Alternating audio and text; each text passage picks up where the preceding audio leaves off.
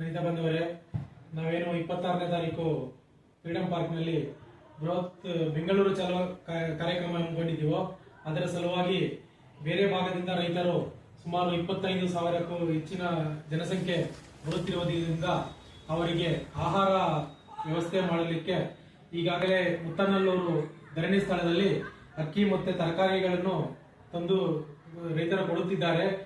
ಯಾರ್ಯಾರು ದವಸ ಧಾನ್ಯಗಳನ್ನು ತಂದು ಕೊಡಬೇಕಾಗಿ ಅಂದಿದ್ದೀರೋ ಅವರೆಲ್ಲರೂ ನಾಳೆ ಮಧ್ಯಾಹ್ನದ ವೇಳೆಗೆ ಅಂದೇನಹಳ್ಳಿ ಭಾಗದಲ್ಲಿ ಧರಣಿ ಸ್ಥಳಕ್ಕೆ ಮತ್ತು ಮುತ್ತನಲ್ಲೂರು ಭಾಗದ ಧರಣಿ ಸ್ಥಳಕ್ಕೆ ಸೇರಿಸಬೇಕೆಂದು ತಮ್ಮಲ್ಲಿ ಕಳಕಳಿಯಿಂದ ಪ್ರಾರ್ಥಿಸಿಕೊಳ್ಳುತ್ತಿದ್ದೇವೆ.